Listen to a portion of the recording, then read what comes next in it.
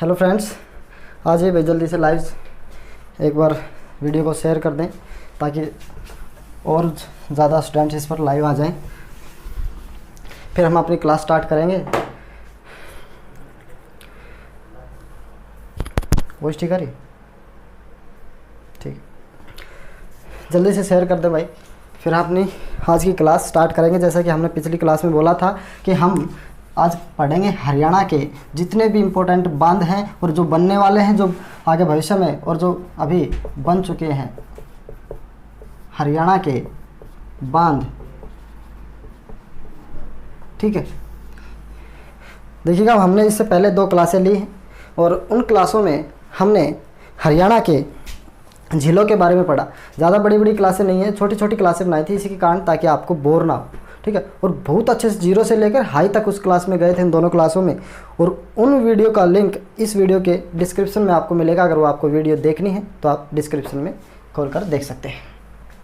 तो देखिएगा हरियाणा के बांध, सबसे पहले शब्द दिख रहा है हमें बांध। अब बांध होता क्या है? ठीक है, ये बांध होता क्या, किसको कहते हैं बांध? ठीक, देखिएगा बांध किसको कहते हैं?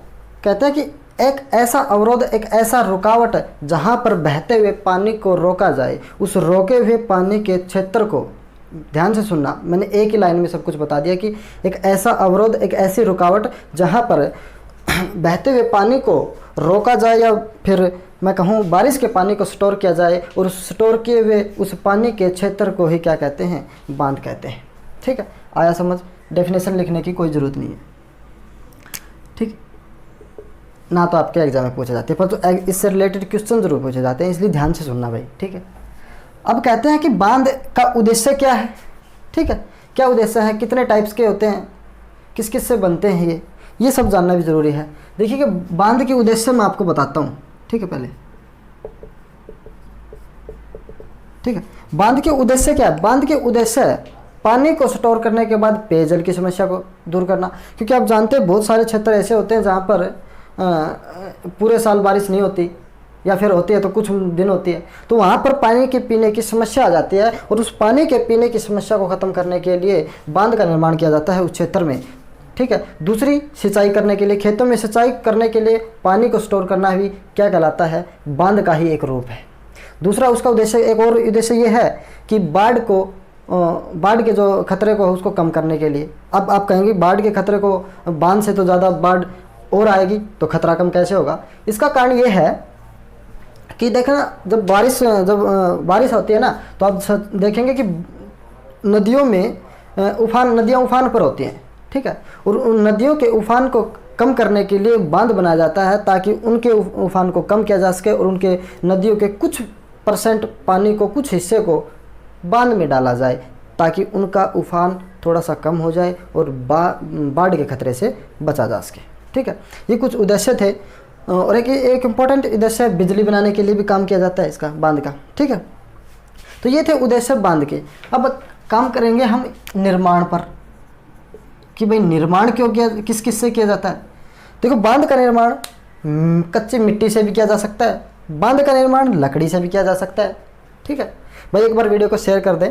मैं फिर से कह रहा हूँ आपको, लाइव ये वीडियो चल रही है आपका, आप कमेंट करें, आपका जवाब दिया जाएगा मेरी टीम द्वारा। ठीक है, अब निर्माण लकड़ी से भी किया जा सकता है बांध का निर्माण कच्ची मिट्टी से भी किया जा सकता है, और बांध का निर्माण आप जानते होंगे कंक्रीट से भी किया जा सकता है। और कंक्रीट होता है जो आप घरों में यूज करते हैं, रोड़ी, बजरी, क्रेशर, ये सब इनको कंक्रीट बोलते हैं। और इससे बना हुआ बांध बहुत ही सख्त और अच्छी सुरक्षा देने वाला होता है। ठीक है, ये हमने निर्माण के बारे में पढ़ा, हमने बांध की डेफिनेशन पढ़ी, उद्देश्य पढ़ा और निर्माण के बारे में पढ़ा, कैसे कैसे निर्माण किया जाता है। तो अब हम पढ़ेंगे बांध के कितने टाइप्स के होते हैं। बांध कितने टाइप के होते हैं? बांध देखो, मैं सिर्फ मैं बता दूं, कई तरह के बांध होते हैं, परंतु मैं आपको सिर्फ मुख्यतः 3 टाइप्स के करवाऊंगा। ठीक है,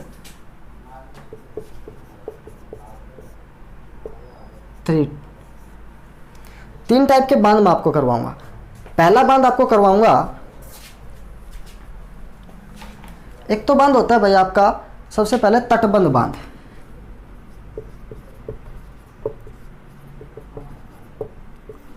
दूसरा होता है गुरुत्व बांध।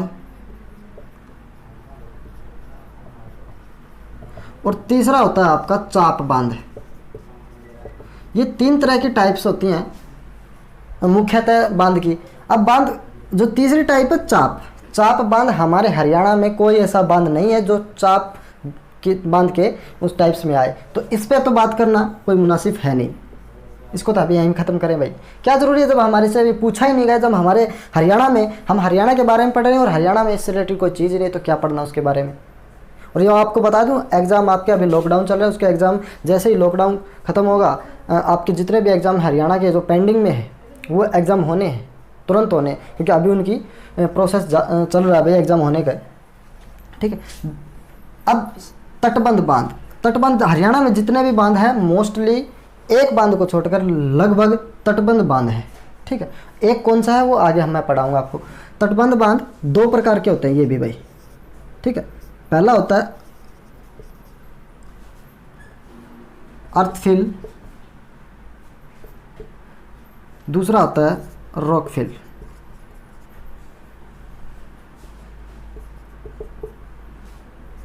दूसरा होता है रॉकफिल, ये होते हैं इसके बांध। और इस रॉकफिल हमारे में है नहीं हरियाणा में, और हमारे हरियाणा में अर्थफिल बांध ही हैं। ठीक है, अब होता है गुरुत्व बांध। ठीक, तटबंध बांध की मैं आपको पहले शेप बना के दिखाता हूँ।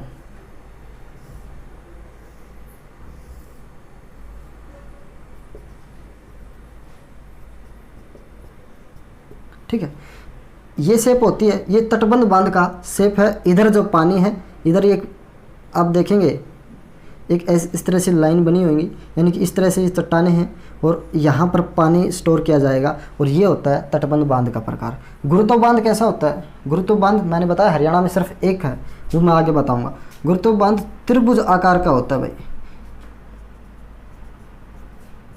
ठीक है, इधर इसके पानी और इधर ये त्रिभुज आकार की एक आकृति होती है, ये दीवारें होती हैं इधर।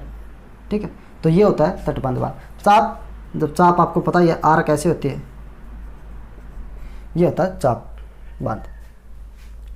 ठीक है, ये होते हैं 3 टाइप्स के बांध। समझ आया अच्छे से? अब हम पढ़ेंगे हरियाणा के मुख्य बांध कौन से हैं।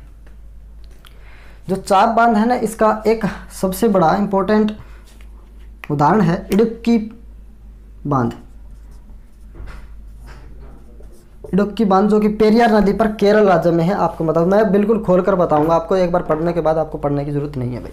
ठीक है, अब हम पढ़ेंगे हरियाणा के मुख्य बांध जो आपसे एग्ज़ाम में पूछे जाते हैं, और उनके अलावा भी जो आपसे एग्ज़ाम में पूछ सकता है वो सभी हम पढ़ने की कोशिश करें।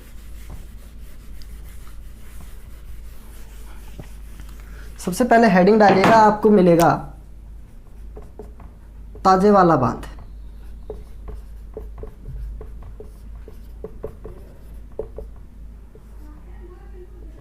ताजेवाला बांध हरियाणा के यमुनानगर जिले के छछरौली तहसील के ताजेवाला गांव में है।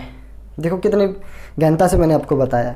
ठीक है, एग्जाम में पूछा जाता है कि ताजेवाला बांध किस ज़िले में है, तो वहाँ पे आपको ऑप्शन मिलेगा यमुनानगर। अगर आपको यमुनानगर ना दे और वहाँ पर तहसील आपको अगर मेंशन कर दे, तो वहाँ पर क्या करेंगे, फिर आप वहाँ पे फंस जाते हैं। तो ये है ताजेवाला गांव। ठीक है, और छछरौली तहसील है जो कहाँ पे है, यमुनानगर। और मैं आपको बता दूं ये वही छछरौली है जिसको हरियाणा का चेरापूंजी कहा जाता है भाई। क्या कहा जाता है? हरियाणा का चेरापूंजी इसलिए कहा जाता है क्योंकि आप जानते हैं मेघालय के चेरापूंजी में सबसे ज़्यादा बारिश होती है भारत में, परंतु अब ये नहीं है, ऐसा नहीं है। अब सबसे ज़्यादा बारिश हमारे भारत देश में मासिनराम में होती है। ठीक है, तो इसलिए छछरौली में, हरियाणा में सबसे ज़्यादा बारिश होती है, तो इसलिए छछरौली का चेरापूंजी से क्या कर दिया गया यहाँ पे तुलना कर दी गई। ठीक है, तो हरियाणा का चेरापूंजी किसे कहा जाता है? छछरौली को कहा जाता है। ठीक है, और यहीं पर एक रानी की खिड़की भी है भाई। ठीक है, रानी की खिड़की छछरौली में है।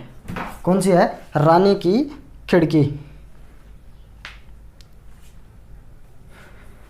और रानी की खिड़की है ये कलसिया महल में भाई, कलसिया रियासत के महल में। कलसिया रियासत का महल है यहाँ पे छछरौली में, और वहीं पर आपको रानी की खिड़की देखने को मिलेगी। देखिए छछरौली से रिलेटेड मैंने 3 चीज़ें यहाँ पे खोल के बताई हैं आपको। हरियाणा का चेहरापुंज इसको कहा जाता है, ठीक है, ये इंपॉर्टेंट है। अब है ताजेवाला गांव। इस ताजेवाला गांव को मैं आपको बता दूं, हरियाणा का the hidden paradise of Haryana कहा जाता है। The hidden paradise of Haryana, यानी कि हरियाणा का छुपा हुआ स्वर्ग किसे कहा जाता है? ताजेवाला गांव को कहा जाता है। और इस ताजेवाला बांध की स्थापना 1873 ईस्वी में होती है भाई। कब होती है? 1873 ईस्वी में होती है, और ये यमुना नदी के तट, यमुना नदी पर है।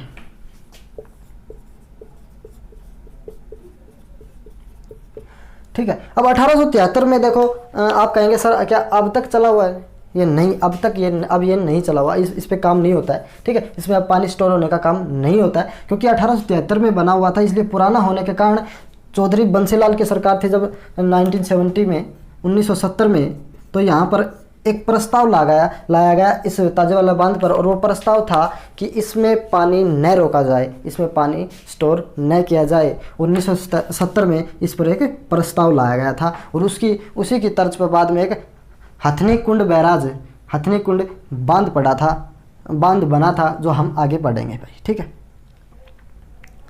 बंसीलाल की सरकार थी भाई ये उस टाइम पे।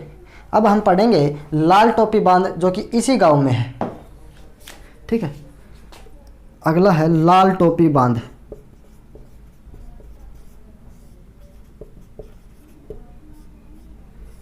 ये भी भाई कहाँ पे है? ताजेवाला गांव में है, यमुनानगर, ठीक है। यमुनानगर के ताजेवाला गांव में ही लाल टोपी बांध है हमारे हरियाणा में। इसको रफ कर रहा हूँ, इसके बाद पहले रफ करने से पहले आप एक बार स्नैपशॉट ले लीजिए भाई, ठीक है, फिर आगे चलते हैं। मैंने आपको बताया कि हरियाणा के एग्ज़ाम का प्रोसेस अभी चला हुआ है, और जैसे ही लॉकडाउन ख़त्म होगा उसके बाद आपके हरियाणा पुलिस के, और उससे पहले मेरे हिसाब से तो आपका CET एग्ज़ाम हो जाना है, ठीक है। कर्नल पटवारी का, ग्राम सचिव का, ये सब आपके एग्ज़ाम अभी बचे हुए हैं, तो ये सब आपके एग्ज़ाम होंगे जैसे ही लॉकडाउन हटेगा। तो अब हम पढ़ेंगे अगला बांध, हथनी कुंड बैराज।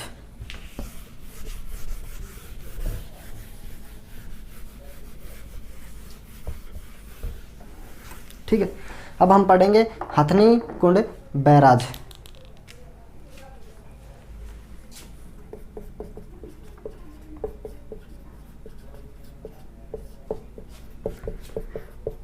जल्दी से वीडियो को शेयर कर दें और कमेंट करते रहें, आपका जवाब दिया जाएगा भाई सभी का, ठीक है ना। हथनी कुंड बैराज ये यमुना नगर में है भाई, और ये यमुना नदी पर, कहाँ पे है? यमुना नगर में, यमुना नदी पर है। और इसे मैं आपको बता दूं, सबसे इम्पोर्टेंट बात है, इसे मछुआरों का स्वर्ग कहा जाता है। क्या कहा जाता है? मछुआरों का स्वर्ग कहा जाता है। क्यों कहा जाता है? क्योंकि यहाँ पर मछुआरे सबसे ज़्यादा मछली पकड़ने का काम यहाँ पे करते हैं, तो इसलिए इस कुंड को या इस बैराज को या इस डैम को क्या कहते हैं? मछुआरों का स्वर्ग कहते हैं। और ये बना था आपका 1996 में बनना शुरू हुआ था, और ये 1999 में जाके इसकी पूर्णतः स्थापना हुई थी, ठीक है। इसका निर्माण 1996 में से शुरू हुआ था और 1999 में बनकर तैयार हुआ था। तो ये था आपका हथनी कुंड बैराज या हथनी कुंड बांध। अब हम पढ़ेंगे इससे आगे और जो बांध बचे हैं, 8 या 9 बांध है हरियाणा में इम्पोर्टेंट, वो सब हम यहाँ पे पढ़ेंगे भाई।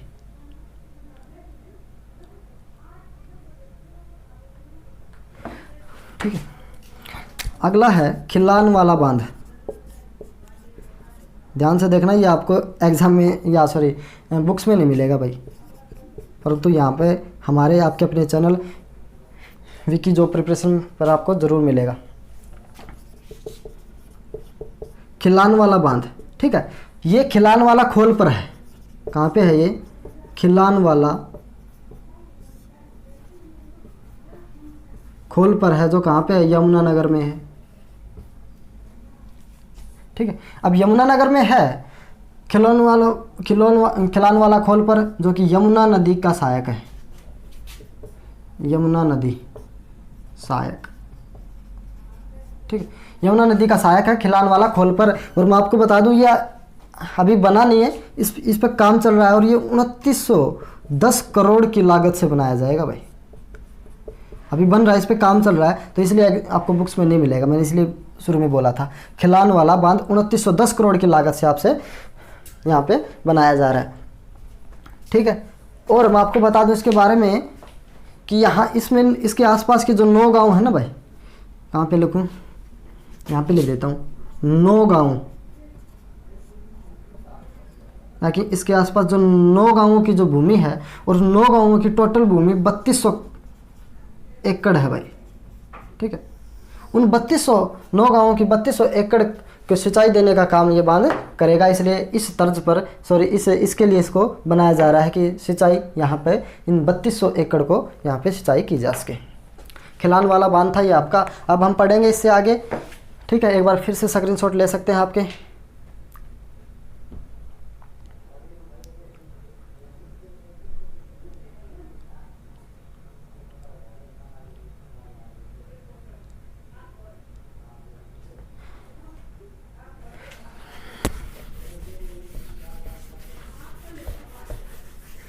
और मैं आपको बता दूं ये क्लास आपकी डेली होएगी भाई, इसी टाइम पे, जब तक आपका हरियाणा के एग्ज़ाम नहीं होते हैं, ठीक है। तो इसलिए चैनल को सब्सक्राइब करके रख लेना।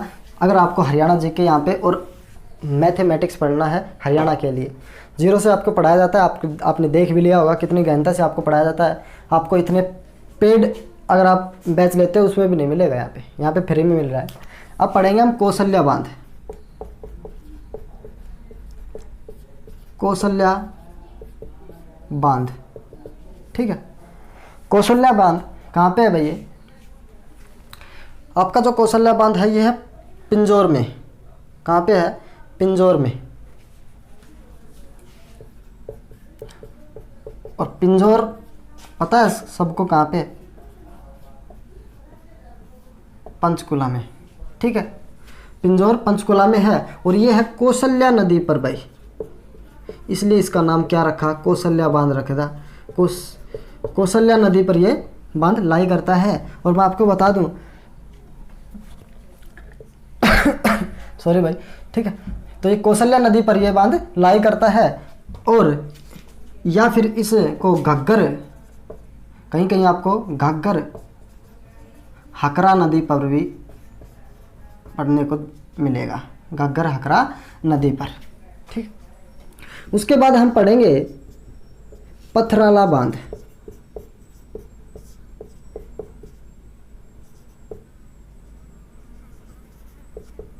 ये कहाँ पे है? ये आपका पथराला गांव में है। और पथराला गांव कहाँ पे है? ये यमुनानगर में है, ठीक है। पथराला बांध, पथराला गांव यमुनानगर में पड़ता है और ये सोम नदी पर है, जो यमुना की सहायक नदी है। कहाँ पे भैया? सोम नदी पर। किसकी सहायक है? अभी बताया था यमुना नदी की सहायक। कुछ भी नहीं छोड़ेंगे इस बार हम, ठीक है। मैंने आपको बता दिया इस बार कुछ नहीं छोड़ने वाले हैं। मैंने खुद यार, मैं जब मैं एग्ज़ाम के लिए पढ़ता हूँ तो मैंने खुद 6 से 7 बांध पढ़े थे। तो मैंने अभी आपको पढ़ाने के लिए बहुत सारा, देखो याद रखना, जब कोई टीचर जो आपको पढ़ाता है ना, अगर 1 घंटे के लिए, अगर आपको 1 घंटे की क्लास लेता है, 1 घंटे के लिए आपको पढ़ाता है, तो याद रखना वो कम से कम इस 1 घंटे के कंटेंट के लिए 5 से 6 घंटे मेहनत करते हैं। उसके बाद यहाँ पे आपके सामने आता है। आपको इसलिए आता है, पढ़ता है, ताकि आपको कहीं गलत जानकारी ना दे। अगर मैं आपको गलत जानकारी दूंगा तो क्या आप मेरे चैनल पर आएंगे? बिल्कुल नहीं आएंगे।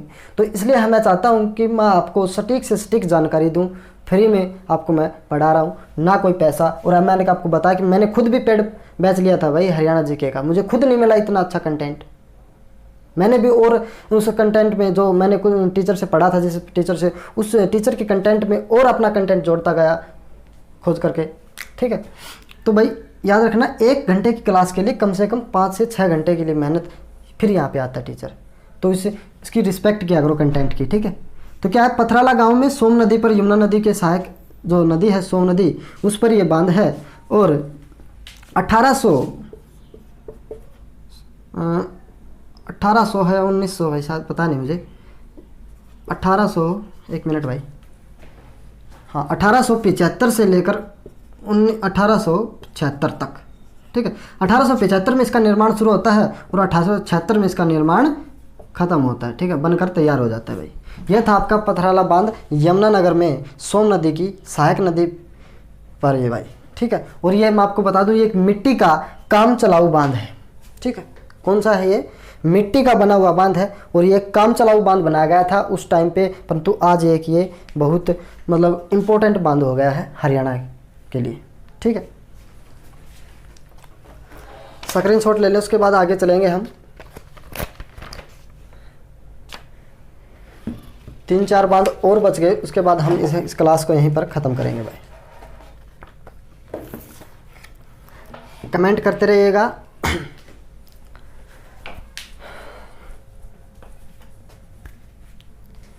कमेंट करते रहिएगा भाई, आपका जवाब दिया जाएगा जल्दी से, ठीक है। मेरे पास ना ही तो लैपटॉप है ना ही फ़ोन है ताकि मैं आपके कमेंट को देख सकूं, और ये आपको बता दूं ये बैक कैमरे से चल रहा है ये क्लास, मैं आपके कमेंट को देख नहीं सकता, परंतु मैंने बैठाया हुआ है किसी को, वो आपके कमेंट का जवाब जरूर देगा।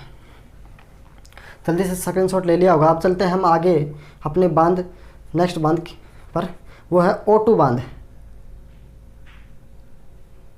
ठीक है।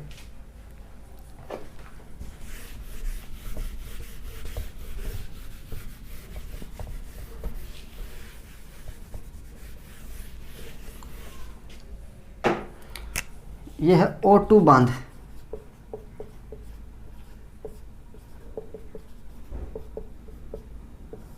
ये कहाँ पे है? ये O2 गांव में है भाई, ठीक है। O2 गांव है जो कि आपका सिरसा में है, और सिरसा में भी आपको मैं एग्जैक्ट बता दूं तो ये है रानिया तहसील, सिरसा में, ठीक है। O2 बांध रानिया तहसील में सिरसा में पड़ता है, जिसका निर्माण 1896 ईस्वी में होता है। किसमें होता है? 1896 ईस्वी में। इसका निर्माण मैं आपको लिख देता हूँ, बस आप नोट्स बनाते रहिए। कंटिन्यू क्लास आपकी रहेगी 8:30 बजे डेली शाम को। निर्माण 1896 में होता है इसका, और यह घग्गर हकरा नदी पर है। कौन सी नदी पर है? घग्गर हकरा नदी पर है। कोई भी पॉइंट छूटना नहीं चाहिए, मैंने इसलिए मैं गहनता से बता रहा हूँ आपको। और मैं आपको बता दूँ जो भी पॉइंट मैं आपको बता रहा हूँ उनमें से कुछ भी एग्जामिनर आपसे पूछ सकता है, तो इसलिए हल्के में मत लेना भाई इस क्लास को, ठीक है। तो घग्गर हकरा नदी पर ये पड़ता है भाई। और इस O2 बांध का दूसरा नाम आपको बता देता हूँ मैं आपको, दूसरा नाम इसका नाम है वीरराज बांध, ठीक है। कौन क्या है? दूसरा नाम क्या है? वीरराज बांध, ठीक है। अब हम अगला पढ़ेंगे अनंगपुर बांध। कौन सा भाई? अनंगपुर बांध।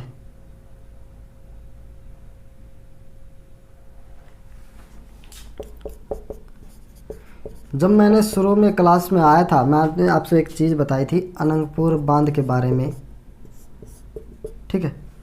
ये वही बांध है, मैंने बताया था हरियाणा का एकमात्र बांध जो कि गुरुत्व पद्धति पर है या गुरुत्व टाइप्स का बांध है, और वही बांध है अनंगपुर बांध। और जितने भी बांध हैं हरियाणा में इसके अलावा वो सभी कैसे हैं? तटबंध बांध हैं। तो हरियाणा का एकमात्र बांध जो कहाँ पे है? फरीदाबाद में है। और गांव कौन सा है? अनंगपुर। और वहीं अनंगपुर जो अनंगपुर तोमर के द्वारा बसाया गया था भाई। ये गांव जो ना अनंगपुर तोमर के द्वारा बसाया गया था। और हरियाणा का एकमात्र गुरुत्व बांध है, ठीक है। अनंगपुर बांध हरियाणा का एकमात्र कौन सा भाई है? गुरुत्व बांध है, जो कि हाइड्रोलिक इंजीनियरिंग पर आधारित है, ठीक है। और इसका जो निर्माण है ना वो HSC कुछ मानती है और जो लेखक हैं वो कुछ मानते हैं। तो देखो आपको जो बुक्स पढ़ेंगे ना वो 11वीं सदी में पढ़ेंगे कि इसका निर्माण है वो 11वीं सदी में था। ठीक है, कौन से सदी में था? 11वीं सदी में। परंतु ये HSC ने गलत माना है और उन्होंने अपनी 8वीं सदी बताई है भाई कि 8वीं सदी में इसका निर्माण हुआ था। और ये HSC में आपसे पूछा जा चुका है और इसलिए मैंने आपको 8वीं सदी लिखवा रहा हूँ। हमें HSC के हिसाब से चलना भी, याद रखना। ठीक है, हम अपनी मर्जी नहीं चला सकते यहाँ पे।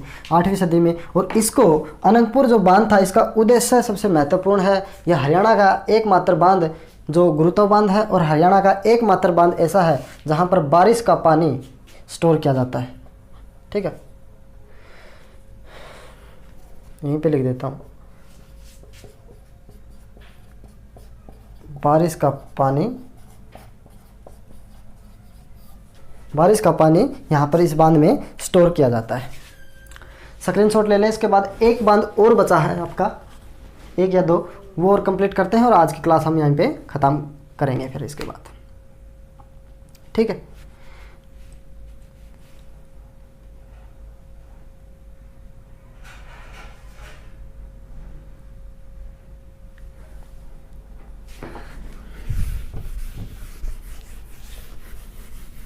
अब पढ़ेंगे हम मसाणी बांध।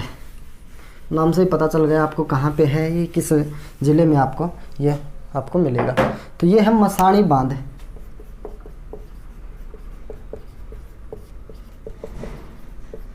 ठीक है, मसाणी बांध, मसाणी गांव, यह गांव का नाम याद रखना, नहीं ऐसे लिख रहा हूँ। और ये रेवाड़ी में है। ठीक है, कहाँ पे है? रेवाड़ी में। और रेवाड़ी में ये साहिबी नदी पर बना हुआ है भाई। कौन सी नदी पर? साहिबी नदी पर। अब इस साहिबी नदी के बारे में थोड़ा सा पढ़ते हैं। ये वही साहिबी नदी जो राजस्थान से निकलते हुए हरियाणा के रेवाड़ी में सबसे पहले प्रवेश करती है। तो आपसे एग्जाम में पूछा जा सकता है कि साहिबी नदी हरियाणा के किस ज़िले में या किस जगह पर सबसे पहले प्रवेश करती है? तो वो है रेवाड़ी।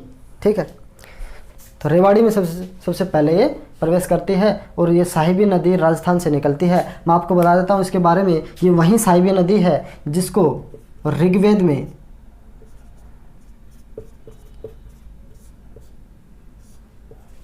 दसवती नाम दिया गया था। ठीक है, ठीक है, इम्पोर्टेंट है। तो दसवती नाम, और इसको साहिबी इसलिए कहा गया कि ये 100 नदियों का संगम थी, या 100 नदियाँ इसमें आकर गिरती थी। उस समय पे 100 नदियाँ इसमें आकर गिरती थी, इसलिए इसे साहिबी नाम दिया गया था। आया भाई समझ? मसानी बांध रेवाड़ी के मसानी गांव में जो साहिबी नदी पर है। ठीक है, और यही साहिबी नदी जब राजस्थान से निकलकर हरियाणा में प्रवेश करती है तो रेवाड़ी में सबसे पहले प्रवेश करती है। और मैं आपको बता दूं ये साहिबी नदी को जब ये दिल्ली में प्रवेश करती है तो इसे नजफगढ़ का नाला कहते हैं। आपको सुना भी होगा नजफगढ़ का नाला, वो इसी नदी को कहते हैं भाई। नजफगढ़ का नाला साहिबी नदी को कहते हैं जब ये दिल्ली में प्रवेश करती है। एक छोटा सा बांध और बच गया है, परंतु वो हमारे हमारे हरियाणा का नहीं है, परंतु उससे रिलेट 1-2 बातें हैं वो हमें पढ़नी ज़रूरी हैं। ठीक है, इसका निर्माण आपका बच गया भाई। इसका निर्माण कब हुआ था?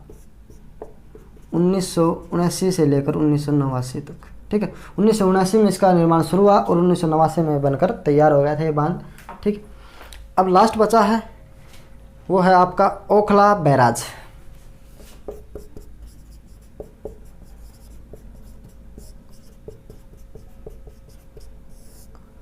ठीक है, ओखला बैराज कहाँ पे है? ये ओखला गांव में है, दिल्ली में। ठीक है, कहाँ पे है ये? ओखला गांव में। ये गांव का नाम है, ये है दिल्ली में। अब हरियाणा की बातें चल रही हैं तो दिल्ली का आपने बांध क्यों लिखवाया? ये इसलिए लिखवाया, यहाँ से एक इम्पोर्टेंट बात है, वो सबसे पहले तो मैं ये लिखवा देता हूँ आपको। ये यमुना नदी पर है भाई, और यहीं से, यहाँ पे जगह नहीं, यहाँ पे लिख देता हूँ यमुना नदी।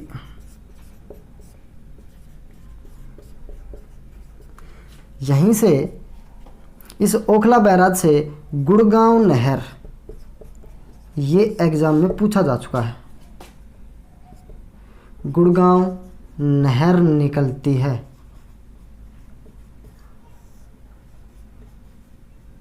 ठीक है, इसलिए मैंने ये करवाया है, ठीक है। तो भाई ये थे आज के हमारे बांध, जिसने भी मैंने कंप्लीट करवा दिए एक ही क्लास में। अगली जो क्लास होगी वो होगी हमारी हरियाणा की नहरें, ठीक है। फिर उसके बाद हरियाणा की नदियाँ, फिर नदियाँ करवाएंगे। पहले हरियाणा की ज्योग्राफी ख़त्म करते हैं, ठीक है। उसके बाद हरियाणा की फिर हिस्ट्री पूरी करेंगे। तो ऐसे ऐसे करके पूरी हरियाणा जी के हम कवर करेंगे। तो इसलिए चैनल को सब्सक्राइब करके रख लेना भाई, और बेल आइकन दबा लेना, ताकि जब भी मैं जब मैं लाइव आऊँ या मेरी क्लास डालूँ तो आपको नोटिफिकेशन मिल जाए, वो सबसे पहले आपको क्लास देखने को मिल जाए। तो सब्सक्राइब करके चैनल को रख लेना, क्योंकि यहाँ पर डेली इस चैनल पर 8:30 बजे रात को डेली क्लास होएगी लाइव, ठीक है। तो हरियाणा के बांध हमने पढ़े, और मैंने आपको बताया कि हरियाणा के एग्ज़ाम जितने भी बचे हुए हैं इस लॉकडाउन के बाद तुरंत हो जाने हैं, उनका प्रोसेस अभी चला हुआ है। जितने भी जहाँ पर एग्ज़ाम होने हैं उनको बुक किया जा रहा है, स्कूल कॉलेज वगैरह जो भी हैं। तो इसलिए आप तैयारी करते रहें, ढीले ना पड़े ज़्यादा भाई, क्योंकि एग्ज़ाम आपको पता है कभी भी हो सकते हैं। अभी थोड़ा सा कोरोना काल ख़त्म हो गया है, तो उसके बाद अभी लॉकडाउन हटने वाला है और आपके एग्ज़ाम होने वाले हैं। तो फिर मिलते हैं अगली एक और ऐसी नेक्स्ट क्लास में। तब तक के लिए सभी को जय हिंद।